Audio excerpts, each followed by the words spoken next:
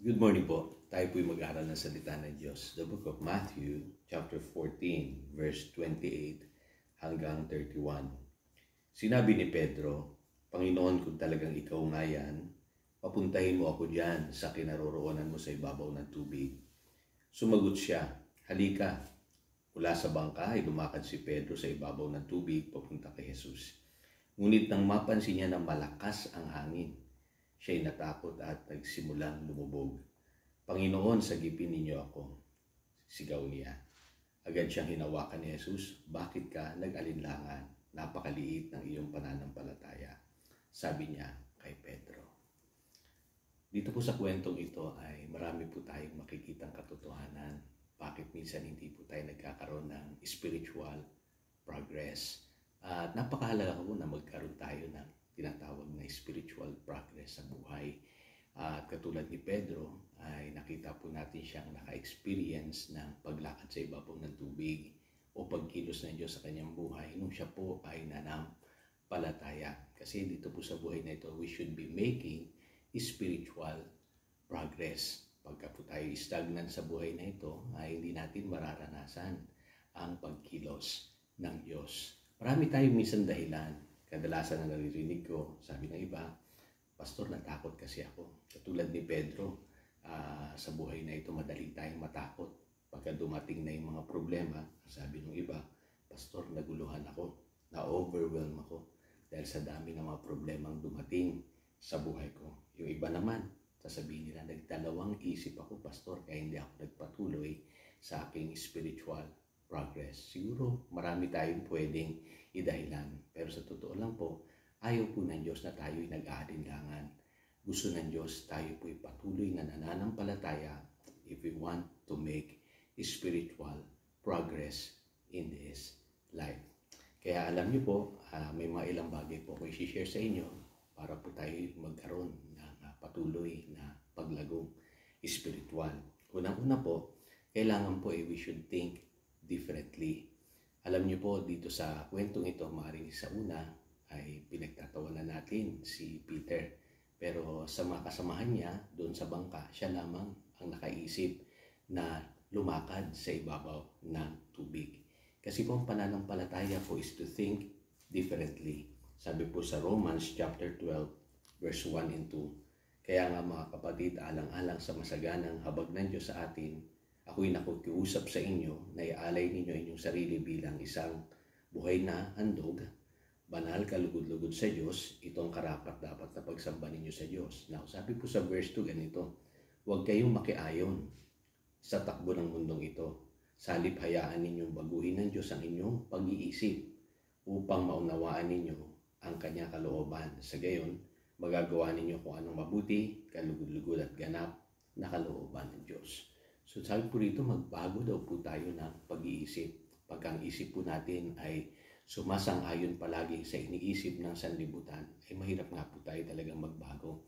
Kaya kailangan ihandog natin yung ating katawan, ang ating buhay, sabi ng Biblia, sa Panginoon bilang ating banal na pagsamba sa Kanya. At mangyayari lamang yan kung ang ating isip ay hindi nakikiayon sa sanlibutan, kundi ito'y nakikiayon po sa salita ng Diyos. In other words po, we should learn to think word-based. Kailangan po ang kaisipan natin ay sumasang-ayon lagi sa salita ng Diyos. Kaya nung sinabi ng Panginoon, Jesus kay Pedro, halika, si Pedro, bilis niyang mag-respond, hindi siya nag-alinlangan. Humakbang siya agad palabas ng bangka. At ito po ay isang pagkilos na daring. Kasi ganun po ang pananampalataya We must act daringly. So hindi lamang po tayo nag-iisip differently.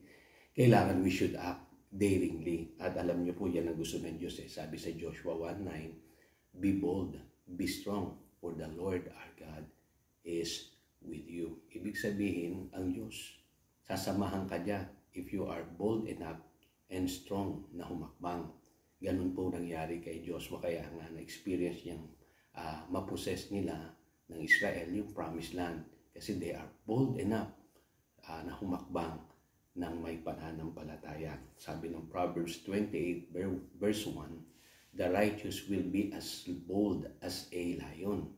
So ibig sabihin tayong mga binilang na matuwid kay Kristo Jesus, dapat bold po tayo. Huwag po tayong nag-aalinlangan.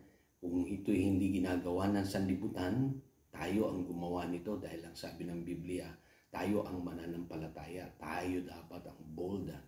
Huwag tayong padaig sa takot at pag-aalinlangan, kundi lagi po tayong hahakbang na may pananampalataya as we grow in faith. So, napakahalaga katotohanan din po na we should develop continuously. Gusto ng Diyos na ang pananampalataya, nagdi-develop po yan sa buhay ng tao. Huwag tayong papayag na walang nangyayari sa napagbabago sa ating mga buhay. Sabi po ng Hebrews chapter 12, verse 12 to 13, sabi rito, dahil dito itaas ninyo ang inyong mga nanghihinang kamay at patatagin ang inyong nangangalog na tuhod. Lumakad kayo sa daang matuwid upang hindi lumala ang mga paang napilay at sa halip ay gumaling ang mga nalinsad na buto. So ayaw pala ng Diyos na tayo po'y mahina, lalampalampa, nangangatog ang tuhod. Gusto ng Diyos, tayo po'y babangon agad. Kung sakali man tayo'y napanghinaan ng loob, napilayan, gusto ng Diyos tayo ay humakbang at mag-develop. Ibig sabihin, palakasin natin yung ating mahihinang tuhod at yung ating mga napilay, mga nalinsad na buto ay ating patatagin. Kasi gusto ng Lord na mag-develop tayo sa pananampalataya. Yan po ang dahilan kung bakit pinagsabihan ng Panginoon si Pedro, bakit ka kasi nag-alinlangan? Parang ganun din sa atin ngayon. Sinasabi ng Panginoon, bakit ka hindi nagpatuloy? Sayang naman, nag-umpisa ka na kumilos ka na. Pero wag po kayong panghinaan ng loob. Hindi po tayo dinidiscourage ng Panginoon.